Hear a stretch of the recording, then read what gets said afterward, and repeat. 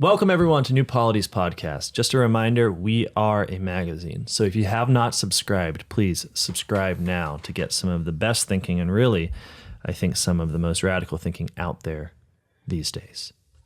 Today, another episode of Good Cities. I'm here with our hosts, Nathan Bird and Jacob Hyman. Boys, I'm very excited because today, really communally, we've all been given leeway to get mad about cars. And we're going to try not to make it too self-indulgent for you. Yes. It's going to be hard. Because there's a thin line, really, between the successful podcast and the unhinged rant. And we want to approach it, but not just cross it. on this side. Okay. So, all of this being said, why are we talking about cars? Well, it seems that there is no discussion of the city, especially of the American city, that does not take as its starting point the car as a detrimental object, as a technology that makes all of our dreams of a beautiful city, of a walkable city, of an affordable city for the poor, of a neighborly city, makes all these dreams difficult to attain and sometimes nigh impossible, where nothing but the grace of God really seems to be effective in getting us the kind of city that mirrors the heavenly Jerusalem, as we've discussed. And so, I don't know how roads will do on those, or cars will do on those roads of gold. Roads of gold in heavenly Jerusalem. That's right. Now, so we need to seriously discuss what has happened to human life now that transportation is achieved through the purchase of a capital-intensive machine that burns dinosaur oil. We need to understand this as a radical movement within human life that has spiritual and material consequences, from everything to the invention of the internet to making it harder to drink. And so while we discuss these things, it's easy, I think, to get kind of moralistic in a sense and to begin to condemn the technology as such. Mm-hmm.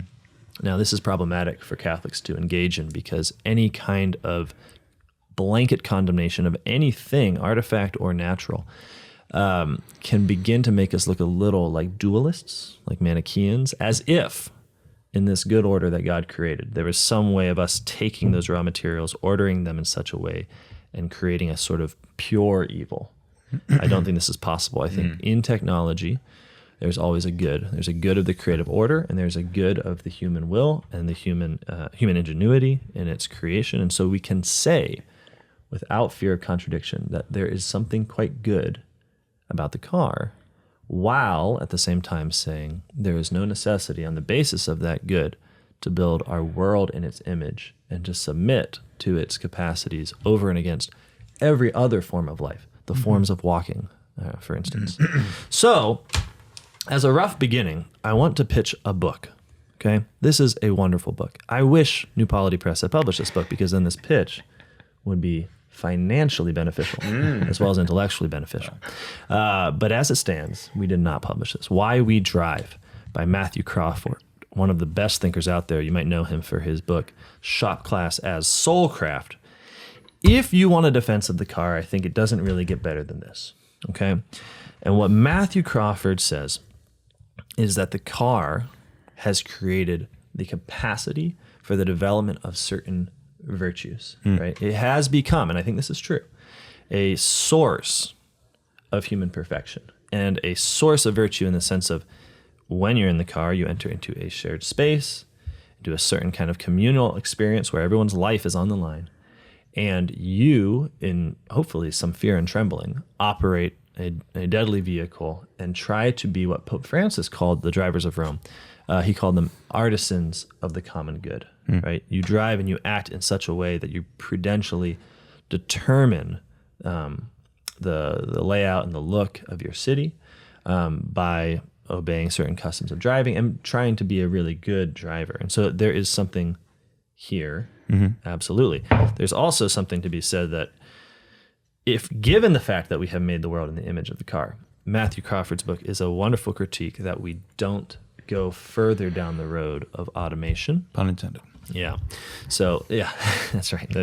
And this is itself, not that we're going to go down this road, but it is itself a strode indicative of the dominance of the automobile over our culture, in that all forms of discussion of progress towards the ideal city are themselves driven by metaphors of driving.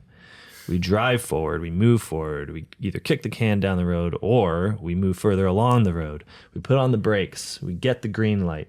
I mean, these things are a very almost religious litany, as it were, of car terms. It's totally surpassed sport metaphors within the political scene. Okay, but why we drive is the best case for a kind of driving that willingly takes ownership of a vehicle, learns to fix vehicles, learns to know the mechanics, as it were, from the inside, as opposed to simply being a sort of passive consumer who develops no virtue in being shuttled around by mere GPS directions and ultimately by self-driving cars.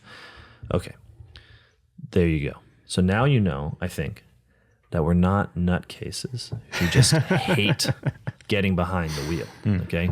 Cars are fun. Cars are rad. And in fact, I think it's precisely because cars are so fun that we can cast shade on developing cars and developing the world in the image of the car. Because nothing is fun when it is required, imposed, when it's imposed, when it becomes necessary. It's like, for instance, if someone were to say, I remember getting the Game Boy Advance. Huge for me, the Game Boy Advance. But if it had been the case that food was only accruable by me through the operation of a Game Boy Advance, if it was the case that the only way I was going to successfully get a job, if the only way I was going to be able to get to the funeral of a friend was through the operation of a Game Boy Advance, the thing would take on a cloudish character, seems to me. It would not be as cool as playing Metroid Fusion at the age of 13, where it really had the sense of like, it has nothing to do with the way the whole world is ordered. It's just an experience of the thing itself. So cars can go fast. Cars can do incredible things. I mean, we're not allowed to do most of them. Right. And this, we're going to talk a little bit about this. Closed course, professional driver, do Yes. not attempt. Do not attempt the car commercials that you see. But what I like to imagine is something like this. If we were to take the kind of critique that we're about to give, it would not lead to the destruction of the automobile as such, but its liberation as something fun and something that attains goods within a human community that is otherwise okay without the car, that are surprising and wonderful and could not have been attained otherwise. The car will find its place. Yeah. So it's really in love of driving and of the car that we don't want it to be the kind of boring necessity that it has become, when it really, as a piece of human ingenuity, I mean, the engine is just, it's incredible. Like I almost refuse to believe that we are able to propel ourselves on the basis of explosions, but we are, and it's wonderful. Yeah. Okay, so having successfully, I hope, deterred any argument that we're just a bunch of Amish sort of hacks, we are true lovers of the automobile, and precisely because we love it, we want to use it much, much less. Now, Nathan Bird, I want to know a little more about the way the automobile became not a technology available for use, but a life form. It certainly has. And I want to know a little of the history. Yeah, I mean, it has become a kind of self-perpetuating system that exists simply to grow and grow in its own ends. And I want to contextualize all of this and pull it back to good cities as a whole, and just remember, we're talking about this in the context of trying to decide how cities can become a place where we experience the fullness of human life, as we find in De Regno. Wow, sorry, that's in Aquinas' commentary on politics. It says cities are where we find the fullness of human life. And the car is one of those things that promises some of that freedom that is so necessary to the fullness of human life. But in promising that freedom, it actually destroys the physical and social necessities of community, the community that actually provides that freedom, the freedom to live together in virtue. And so where I want to start, and it's not at the very beginning, but start in the 20s when Henry Ford is first rolling out the Model T and starting to find new markets for this vehicle. And early on, the early adopters of the automobile are not, middle class office workers who need to commute, because that didn't really exist yet. The early adopters are rich people who want fancy toys and they want to be able to drive fast and actually, use the car to its full potential for freedom and enjoyment. Totally. I never thought I'd be on the side of just the side of the rich. Well, not just the rich, but like the landed idle vacationer. But as you do more and more of a critique, it's like, no, actually the guys that just wanted to go fast and probably ended up killing themselves before anyone else really knew how to knew it. Well, there's something to that state in life, and I think the idea of the aristocracy is one of showing the other classes like how to live a life of leisure and contemplation. And part of that is finding these new ways to do crazy things. Yes. No, I think and that's some right. of those things end up being, new forms of art, new forms of music that can then be picked up by everybody else and taken to their full potential. So we're not really going to talk as much about them. What I really want to talk about is the other class of people that found a use for the automobile, or at least Henry Ford found a use for them, for the automobile, farmers. Mm-hmm. And there's a lot of this that goes back into the history of how American communities were planned or actually not really planned. Farming communities were dispersed and individualized rather than consolidated and oriented towards community. Historically, you would find small settlements that were tightly knit, and the farmland would be kind of on the exterior. But the way the American frontier was settled was you would have these very isolated homesteads that were miles and miles apart from one another, and you would really only see other people on Sundays, if that. There's a lot of writing that actually says the American farmer was horribly undereducated in matters of religion. And so Henry started selling the car and then later the tractor to these farmers. And it was eye-opening for them, because all of a sudden they could drive into town on Saturday and enjoy the good of community. I mean, that's a good thing. They were suddenly opened to this idea that, hey, I don't just have to work on my farm and never see anybody but my family. I now have the means to more frequently go into town and enjoy the company of others. And piggybacking off of that, they also used the car as a generator. The initial Model T actually acted as kind of a generator on wheels, and you could use that engine to power the wheels and drive around, or you could use it to power all sorts of farming equipment. And eventually they moved from kind of using the car as that generator to using the tractor, which was more purpose-built. But what you see is as the internal combustion engine becomes one of the core facets of life on the farm, you see the shift from agriculture to agribusiness. You see farmers needing to produce more and more to make payments on these pieces of machinery. They're expensive, relatively speaking. So they're making an expenditure of capital to buy these machines or lease them or rent them. And it's pulling them into this system of money as the key, I guess, seed for everything that's being done. Well, really, the reason for farming itself, which already was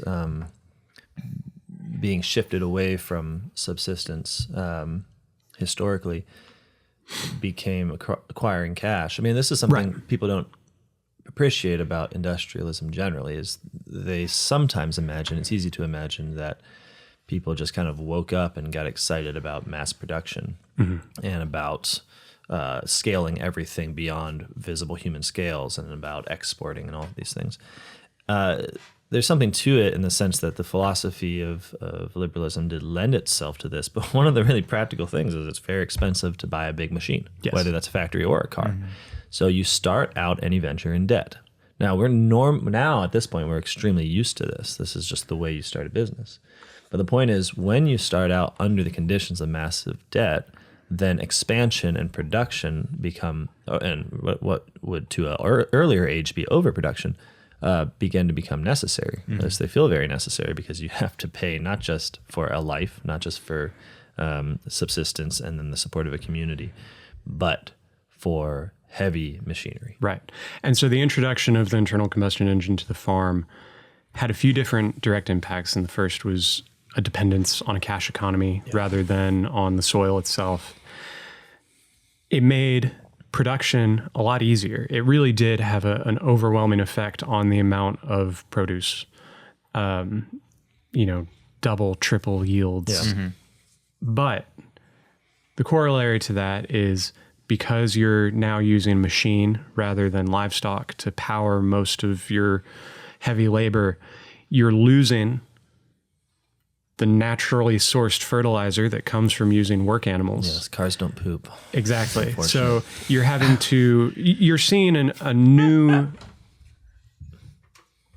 dependency on inputs to the farm. And the Darties have talked about this, trying to reduce your inputs on the farm to become a truly self-sustainable homestead. But the introduction of the car, while making things much easier on the farm and doubling and tripling the production, created the need for these inputs. It created the need for gasoline to be input on the farm, and it created the need eventually for fertilizer to be input on the farm.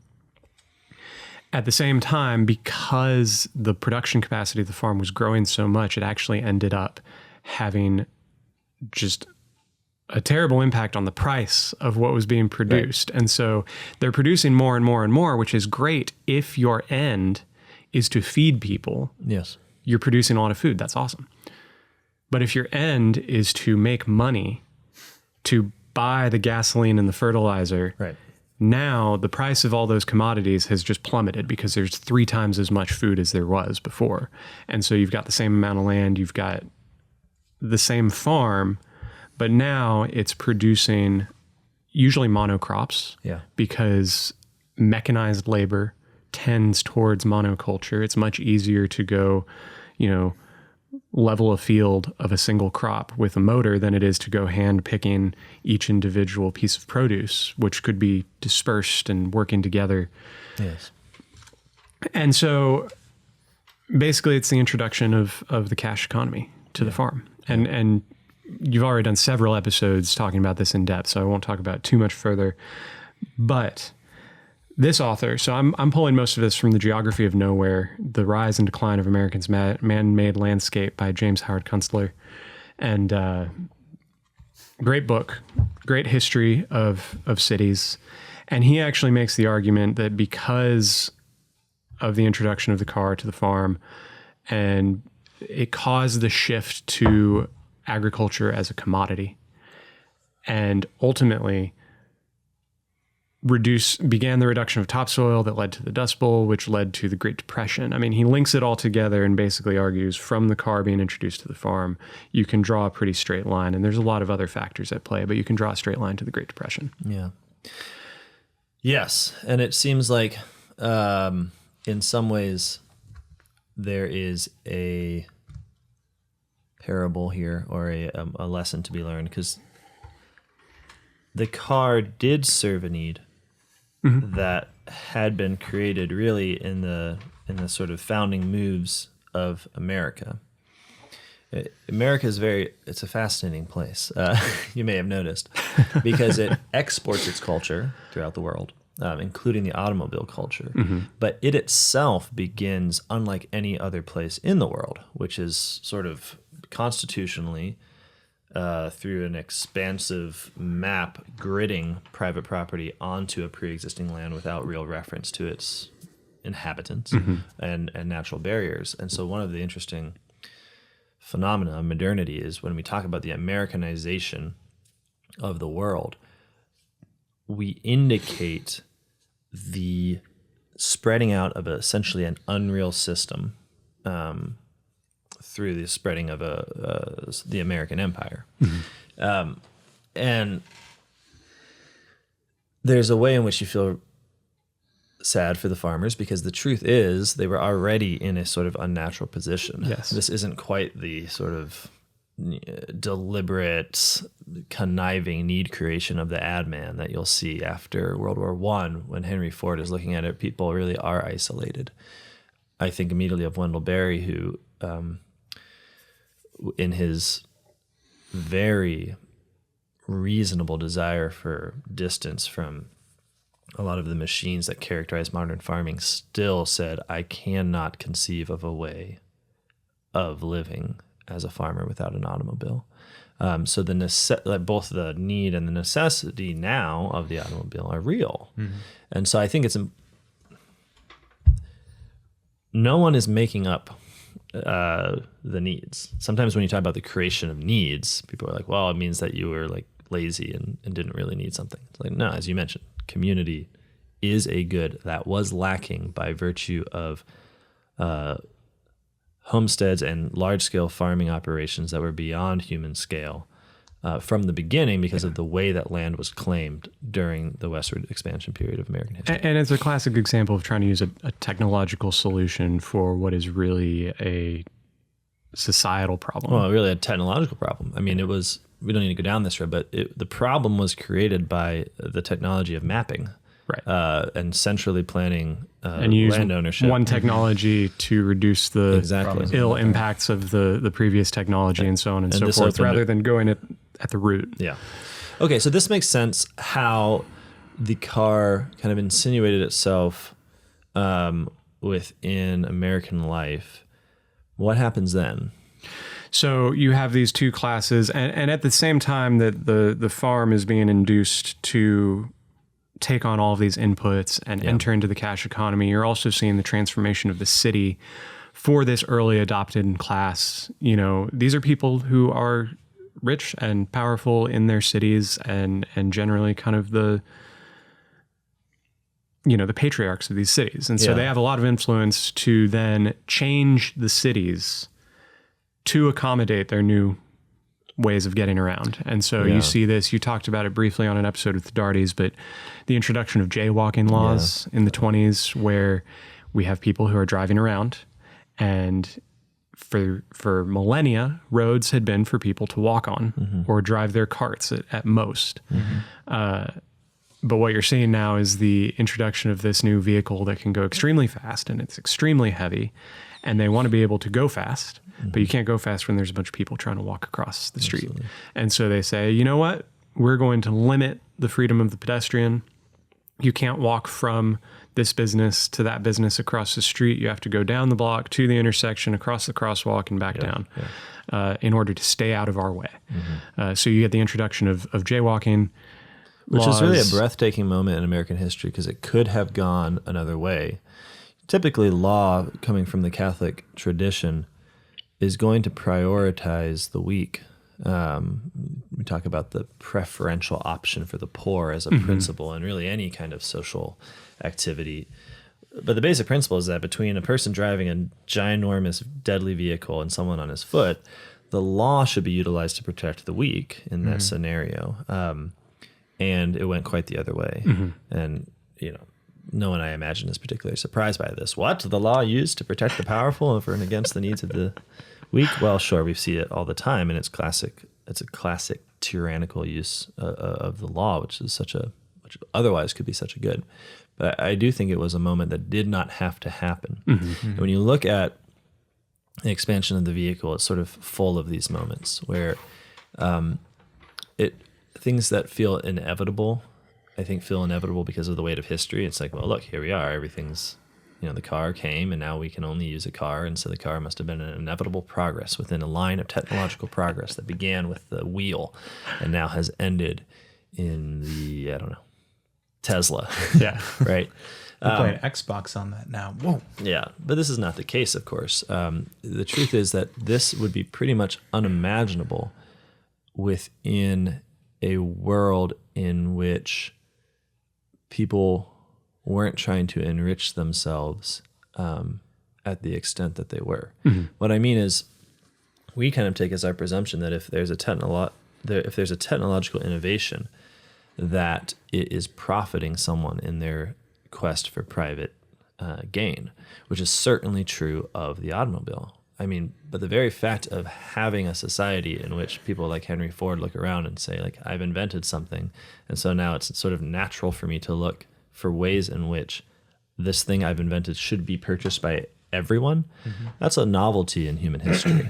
You know, I often use the example of windmills within Christendom. It's like people invented windmills, but there was no place for someone that then became the windmill maker.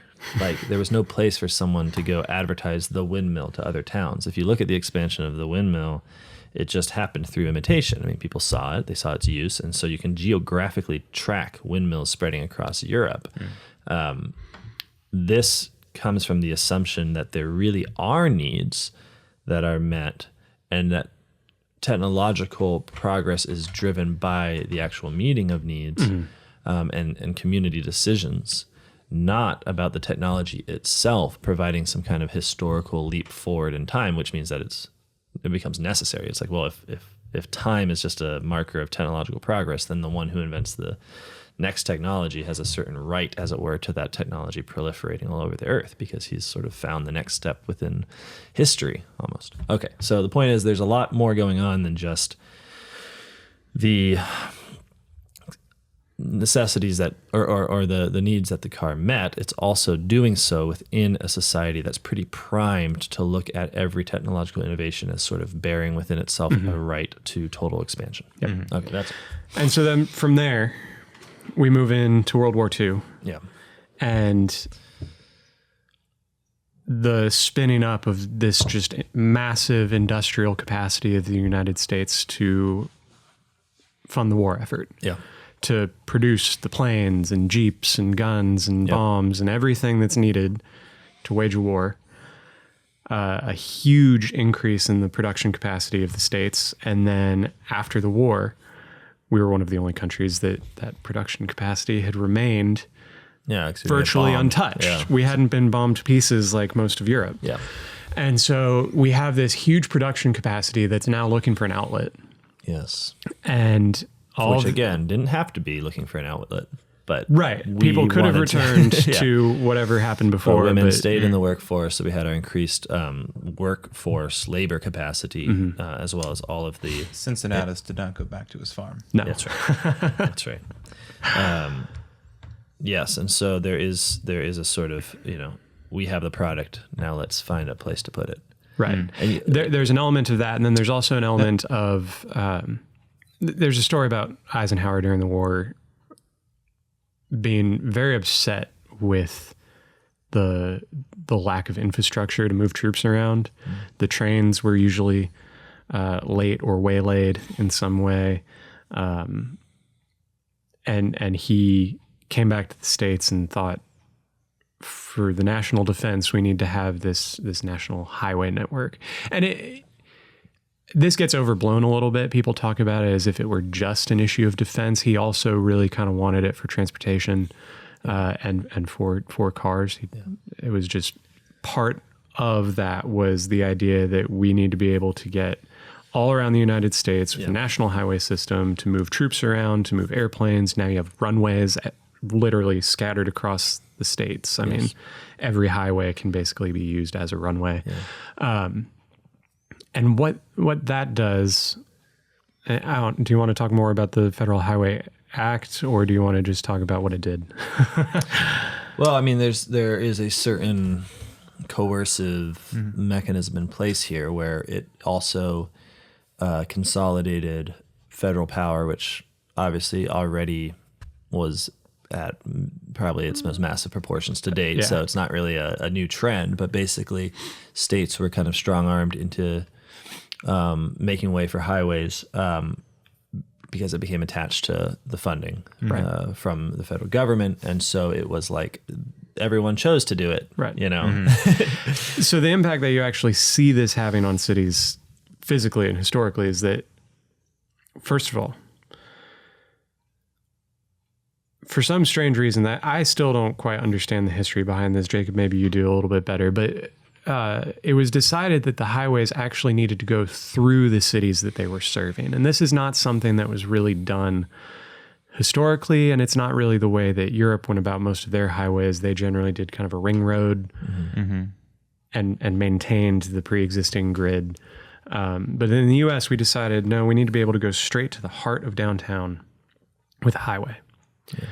And so that ended up cutting up neighborhoods and creating, I mean, if you ever walked under a highway underpass, it's a immense physical barrier. It is not an enjoyable place to be. Yeah. And so you end up with two neighborhoods that used to be knit together that are now separated by, in some cases, an insurmountable barrier. There might not even be a way to cross it. Yeah. But if there is a way to cross it, it's not very enjoyable.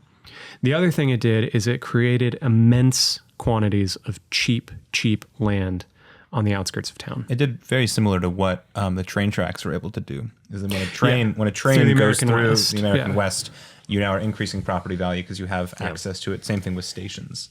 You now have these just channels of concrete that can go out very far to just cheap farmland and develop new communities. But what's important is these are communities that are now being accessed by the car. And so the car really is the image in which they are designed. Yeah. And so you, within history and within urban planning, you have this distinction between two types of suburbs, as we refer to them.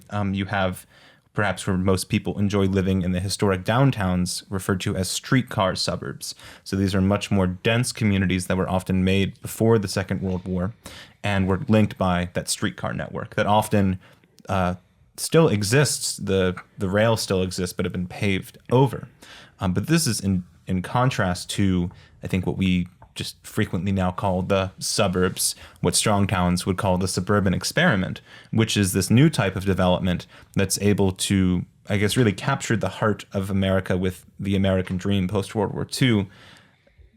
Not as dense land or not as dense construction on the outskirts of cities that afford everyone their white picket fence, their piece of the American pie, every man a king, right? And that's a really important idea to, I don't want to spend too much time on it on an episode.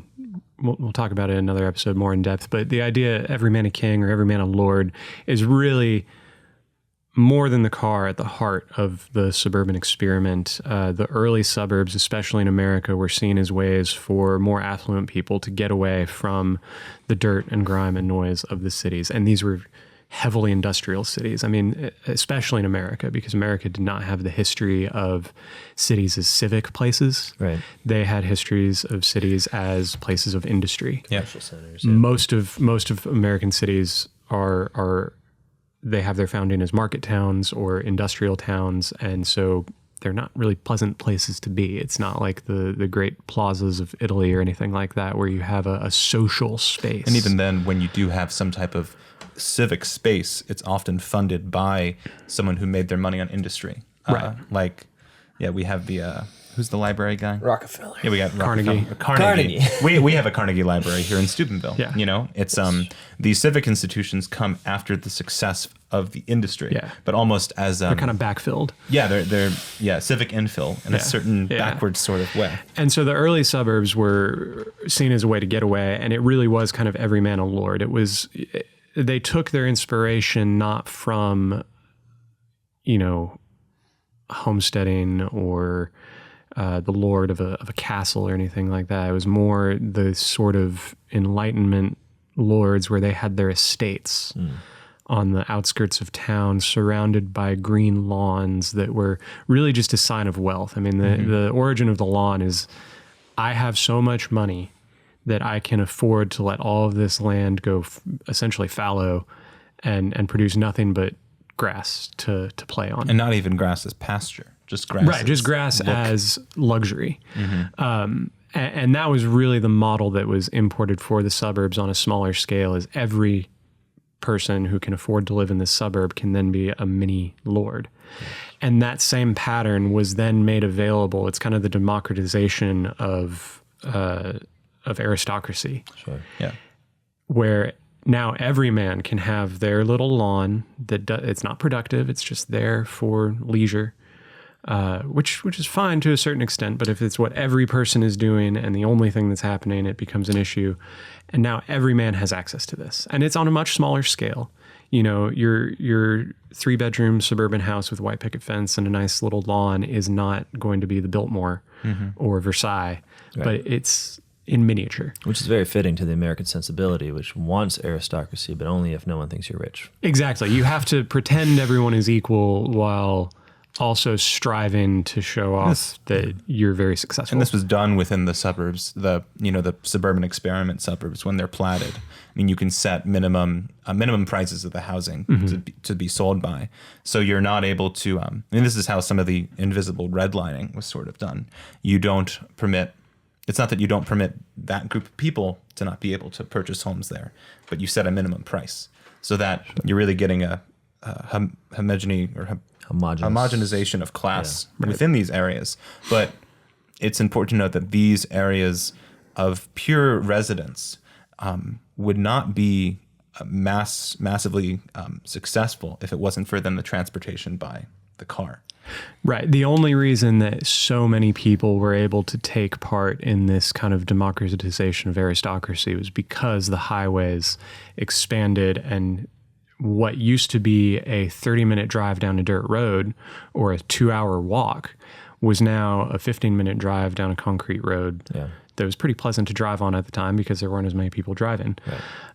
And that pattern just continued to expand until the car became a necessity to a commuter class, moving from the new suburbs to the downtowns that were still kind of the centers of industry and commerce, but they were no longer centers of community life. Sure. It was pretty much just a commercial district. You see this with, I guess, particularly with the Catholic expansion into the suburbs, because when, following World War II, Catholics came back to a new degree of American acceptability. I mean, this is kind of apotheosized, if that's the word, within later the presidency of JFK. Mm-hmm. You now can have a Catholic as president. But this is important to note that a lot of the Western European Catholic immigrants who once lived within the ethnic ghettos of the Italian quarter or the Polish quarter now have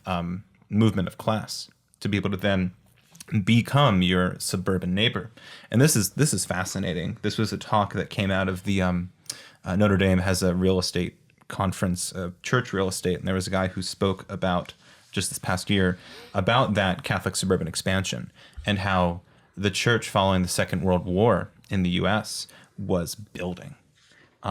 Because what you had was not this great evangelization effort where suddenly more people are becoming Catholic, you need to build more churches, but you have the social mobility of the ethnic ghetto populations to now move out to the suburbs, and you need new churches, you need new schools to service these populations. But not because there's a sudden increase of Catholics, but because the Catholics are now dispersed over such a wide area, they need new parishes. And now to serve their new dioceses are having communities. to manage twice the amount of infrastructure with we're seeing the effects with of more that capital because of the social right mobility. Now. But now you have the slow abandonment of the inner city parishes because of this. Yeah.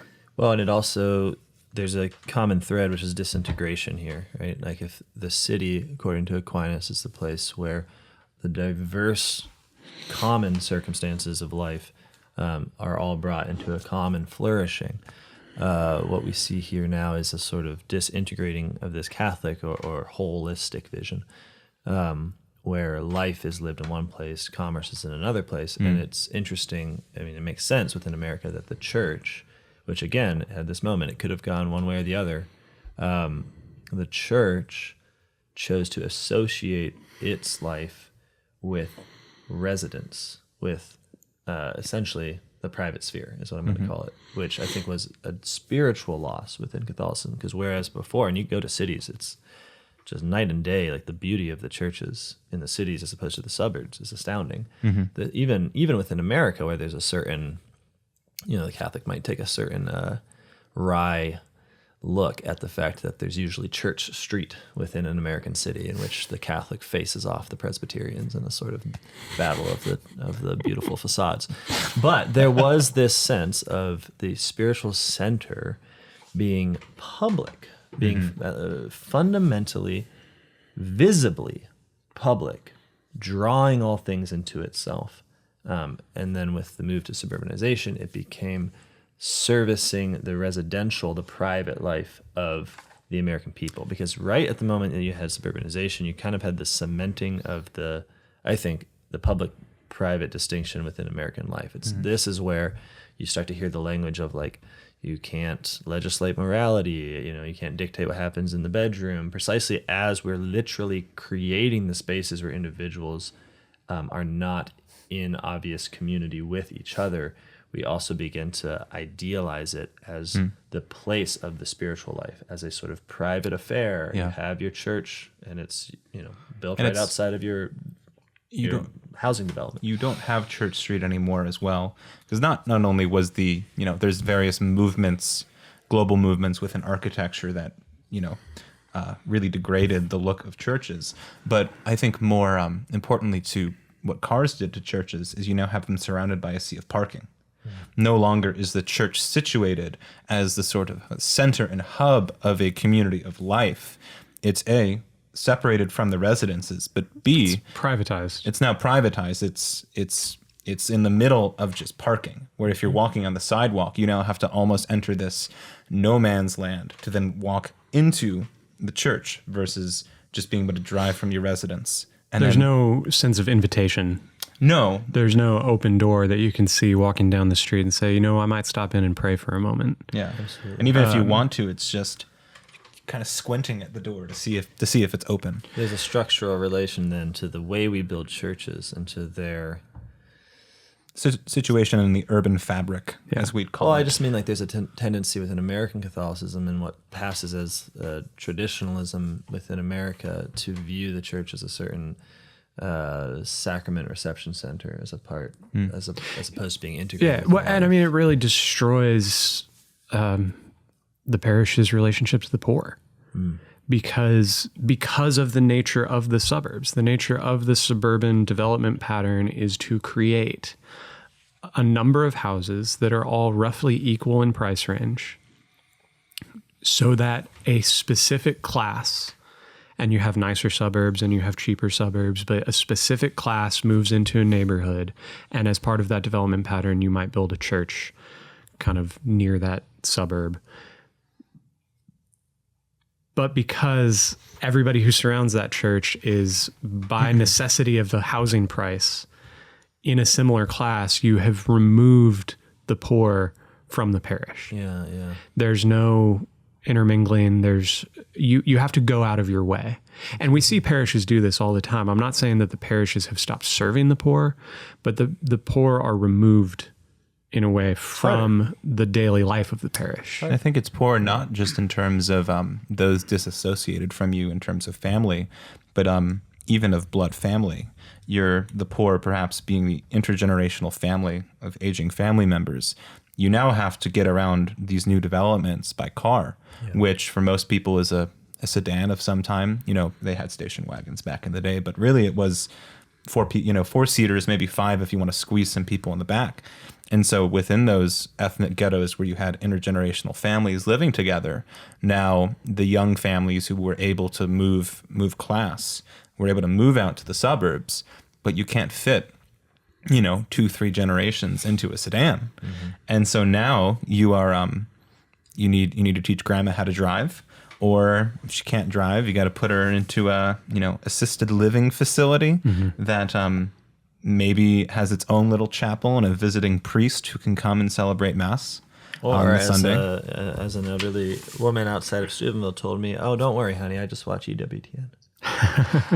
Now, we're going to go into more of these cultural critiques, but I want to make sure that we kind of wrap up this historical section nicely. So one thing I want to mention to get us back on that track is that there's also something historically happening that's sort of validating and confirming these very moves, and that's the Cold War. So what you have as suburbanization is kind of reaching its apex is at the same time an enemy, a common enemy, that's the communist in Russia, who is characterized by his socialist proclivities, as sometimes New Polity is wrongly characterized. Anyways, Moving on. We love socialization. What can I say?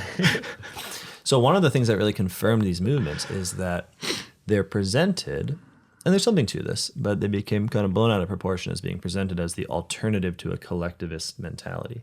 So the streetcar, the busing system, the train, these things are precisely common technologies in the sense that, yeah, they have a sort of centralized and obviously capital intensive origin story, but at the end of the day, you're getting on the bus, you're getting on the streetcar, you're getting on the train with a bunch of other people, and yeah, there's a little bit of hierarchical stratification, especially on trains, classes, that sort of thing, but you're bumping elbows with most people.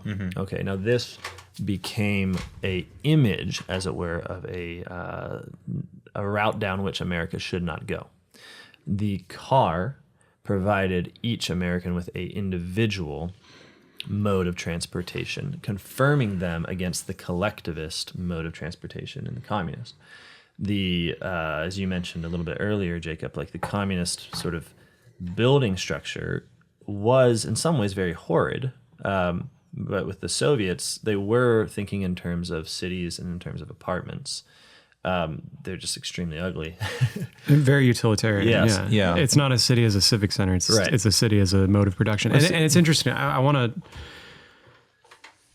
tug on this a little bit because what I see happening is really the same thing in two different modes. What you're seeing is the industrialization of cities and the divorcing of people from the land and the artificial stratification of societies through technology. But what you're seeing is that in the USSR, you're seeing it in a kind of top-down, very mechanistic way. And then in the US, you're seeing it done through advertising and Markets, baby. markets and this idea. Again, So one way to look at it, selling the idea of freedom while also putting you in servitude to a new technological system. freedom is just when you're out there obeying the law on the road.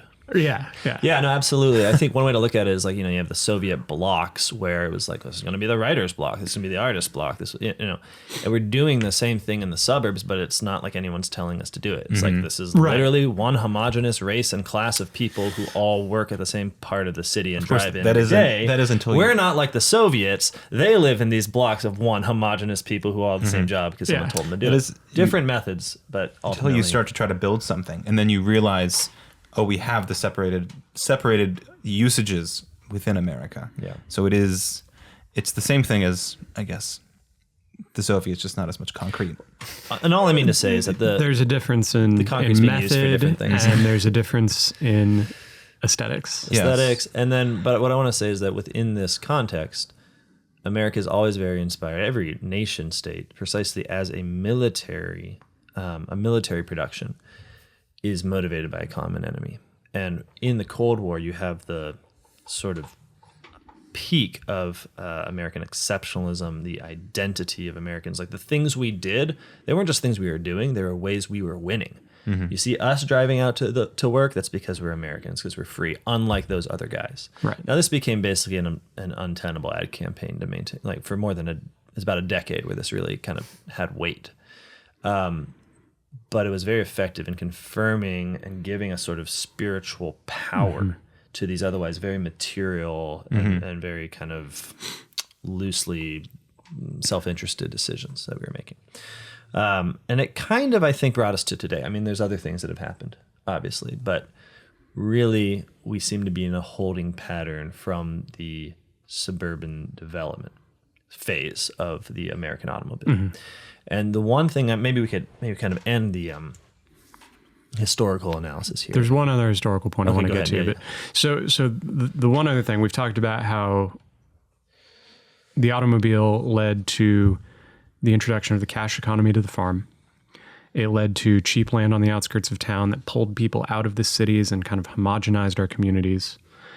And it led to physical impacts in our cities. You're making room now for roads. You're making room now for parking. You're tearing down whole swaths of historic downtown areas to make room for all of these commuters who are coming in and parking their cars. So you're seeing the physical impacts. You're seeing the economic impacts. There's a book and I've not read it yet. I've listened to her speak on several podcasts, but it's called Policing the Open Road, talking about the impact cars had on the growth of the police state in the United States. Because, I mean, it becomes very obvious very quickly, just not from really a legal rights framework, but just looking at someone driving down the street and saying, you're in a 2 to 10,000 pound steel cage hurtling down the road at 30 to 80 miles an hour, you could really hurt someone.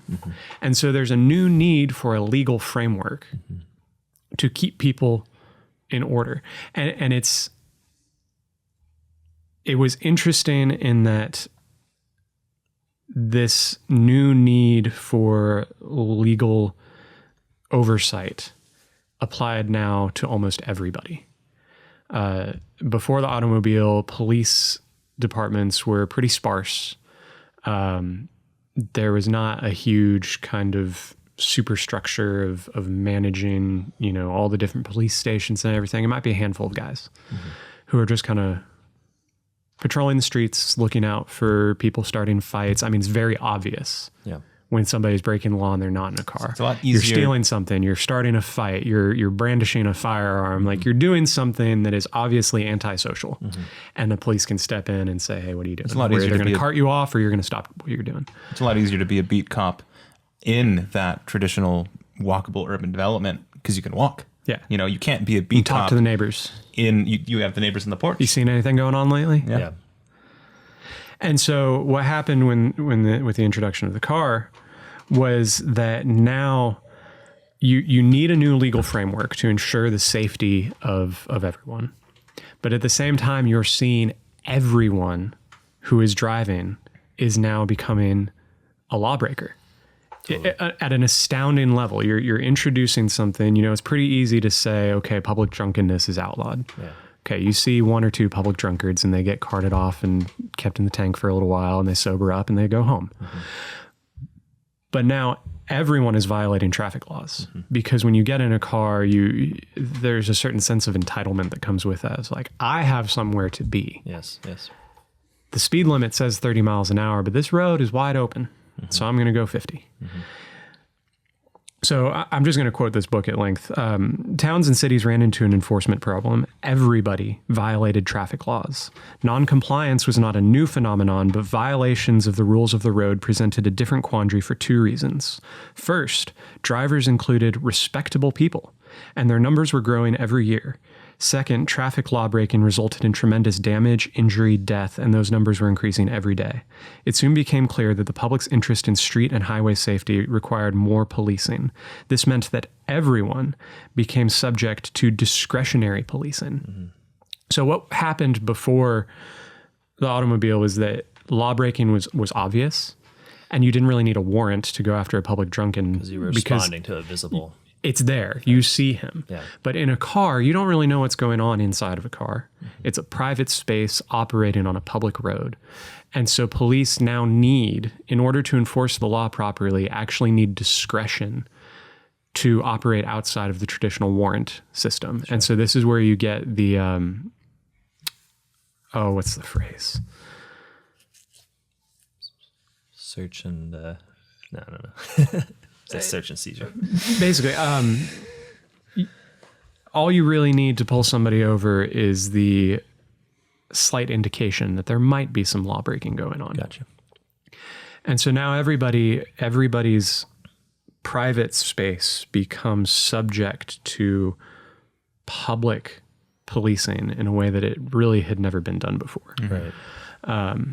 And what that does is it puts police at odds with communities in a very real way. I mean, most people, the vast majority of people, your interaction with a police officer is going to be at a traffic stop. And you get into this whole thing of, officer, why are you pulling me over? You're now at odds with the person who is tasked with enforcing the laws that, at least in theory, are for your own safety and for the good of the community.